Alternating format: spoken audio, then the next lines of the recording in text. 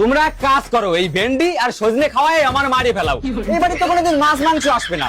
ও এটা তো বাড়ি না, এটা তো আশ্রম। কয়দিন না খেয়ে থাকবি, অল্প কটা ভাত খা। খাবো না আমি ভাত, আর তোমরা কেউ আমারে খাওয়াতে পারবা না। আর এবার যদি মাছ মাংস রুই কাতলা নিয়ে আসো তাও খাবো না।